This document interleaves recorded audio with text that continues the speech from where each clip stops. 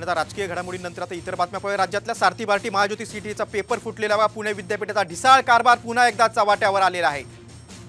आज पुणे येथील श्रीमती काशीबाई नवले अभियांत्रिकी महाविद्यालय वडगाव मधील परीक्षा केंद्रावर झेरॉक्स आहे। तिथं सारथी बार्टी महाज्योती संशोधन संस्थेसाठी घेण्यात येत असलेल्या सीईटी परीक्षेत त्या झेरॉक्स प्रश्नपत्रिका देण्यात आल्या होत्या। तर या प्रश्नपत्रिकेतील सी आणि डी प्रश्नपत्रिकेला सील नसल्याचं निदर्शनास आलंय। त्यामुळे विद्यार्थ्यांनी सार्वत्रिकरित्या बहिष्कार टाकत आजच्या प्रकाराचा निषेध नोंदवलेला आहे। पुणे विद्यापीठाचा ढिसाळ कारभार पुन्हा एकदा चव्हाट्यावर आलेला आहे। सारथी बार्टी महाज्योती या ज्या महत्त्वाच्या संस्था आहेत त्यांचा सीईटीचा पेपर फुटलेला आहे।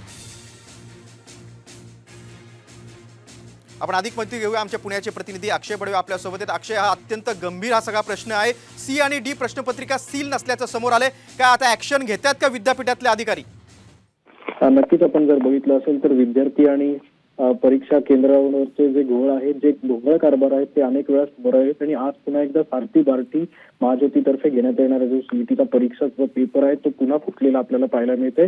ही उत्तरपत्रिकेची झेरॉक्स आहे ती सील केलेली नव्हती असा जो विद्यार्थ्यांचा आरोप केला गेला आणि त्यानंतर विद्यार्थ्यांनी परीक्षा केंद्रावर जे काशीबाई नवले केंद्र आहे त्या ठिकाणी गोंधळ घालायला सुरुवात केलेली आहे। पोलीस जे आहेत या ठिकाणी आता दाखल झालेले आहेत आणि जे अधिकारी आहेत विद्यापीठाचे ते देखील या सगळ्या प्रकरणावर लक्ष ठेवून आहेत। भूमिका पुढची काय ते काय घेतात हे पाहणं महत्त्वाचं ठरणार आहे। मात्र सगळ्यात महत्त्वाची आताची बातमी हीच आहे की परीक्षेचा पेपर जो आहे तो सीईटीचा जो घेण्यात आला होता सारथी बार्टी आणि महाज्योतीतर्फे तो आता फुटलेला आपल्याला पाहायला मिळतोय। अक्षय, तुम्ही सविस्तर माहिती दिलीत त्याबद्दल धन्यवाद। सी आणि डी प्रश्नपत्रिका याला सील नसल्याचं समोर आलं होतं आणि त्यामुळे संतप्त विद्यार्थ्यांनी परीक्षेवरच बहिष्कार टाकलेला आहे।